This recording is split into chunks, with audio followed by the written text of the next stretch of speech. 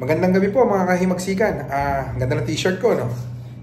Hindi po to yung himagsikan t-shirt na pinamimigay ko. Ito po yung last November. So anyway, nag-vlog lang po ako kasi dahil doon sa mga tumatawag sa akin for the past couple of days. Kasi nagtatanong sa akin at may kumakalat na balita na yung papremyo ko daw po is 1,080,000. Hati-hati na raw po sa 3 araw yon. Huwag po kayong maniwala ron. Hindi po totoo yon. Kung makikita nyo po sa lahat ng t-shirt na ipinamigay ko ng himagsikan, nakalagay po doon sa t-shirt sa likod na guaranteed 1,080,000 per day ang papremyo natin.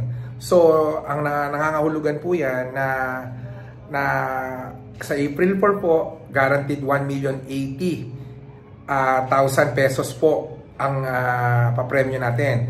Sa April 5 po, 1,080,000 ang papremyo natin. Sa April 6 po, guaranteed 1,080,000 per day po. Kung susumahin nyo po yan, is 3,240,000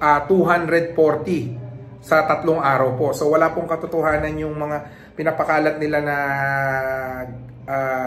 balita na 1 million hati-hati na sa 3 araw. Hindi po ganoon ang himagsikan. Ang himagsikan po ay itinayo para hindi magkamal ng pera. Ang himagsikan po ay itinayo para pagandahin, palaguin, at siguraduhin na maganda ang pasabong na ating ibinibigay sa mga masang sabongero. So, doon naman po sa mga umi-entry na mag-i-entry tapos magka-cancel, okay lang po yan. Expected ko po yan kasi wala naman pong commitment yan. Wala naman pong commitment ang himagsikan. That's the reason po that I am trying to reserve as much as possible kasi alam po natin sa tagal natin nagpapasabong sa lalawigan ng Cavite, sa probinsya ng Cavite, na kung ang target entry mo is 50 to 60 entry per day, you must reserve at least 90. So, yan po ang ginawa natin. So, currently po, ang standing natin so far, ang April 4 po natin is down na from 87 down to 71. So, nawala na po sila boy reserve. Marami na pong nakawala sa tali, marami na pong naglugon, marami na pong marami ng mga manok na nabasag ang tuka, nabasag ang tahid. So, those things are expected po. Alam na po natin yan. Hindi na po natin kailangan isa-isahin yan kung sino yung mga taong yan. But it's okay. Wala naman pong commitment yan eh. Kagaya nga po ng sinasabi ko sa inyo, alam ko na po yan. Those things happen. Wala pong commitment ang pagre-reserve. At alam po natin yan dahil alam po natin kung sino po yung repeatedly na gumagawa niyan sa mga sa palaban natin. So, wala pong problema yan. Kagaya po ng sinabi ko sa inyo, ang himagsikan po ay hindi itinayo para magkamal ng pera. Ang himagsikan po ay sadya po natin ginawa para magpalaro po tayo ng pasabong ng marangal at patas. At doon po sa mga nagpapakalat ng mga ganyang chismis, good luck po sa inyo.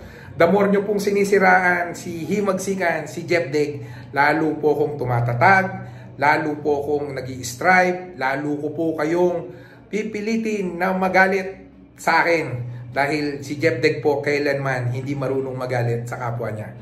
So, kagaya po ng sinasabi ko sa inyo, himagsikan po no matter what happen will always be a derby to reckon with in Cavite Province. Kahit ano pong gawin yung paninira, kahit ano po ang gawin yung sabihin nyo sa akin, kagaya po ng sinabi ko, sa himagsikan po, si Jepdeg ay pag-utusan nyo. Dahil sa himagsikan, kayo po ang boss ko. Magandang gabi po sa inyong lahat at asahan ko po kayo. April 4, 5, and 6 sa Blue Diamond Arena, ang masang sabongero, ang palaging bida. So, wag po kayo magalit. Wala pong personalan to. Tayo po ay nagpapasabong lang. Hayaan na po natin sila kung ano ang gusto nilang sabihin. But kagaya po ng sinabi ko, himagsikan will always be a recon derby to be with in the Cavite Province. Yan, ini-English ko na kayo kasi baka sabihin nyo kasi matagal na ako sa Pilipinas at di na ako marunong mag-English. I will always be humbled enough to serve every sabongeros in Cavite Province.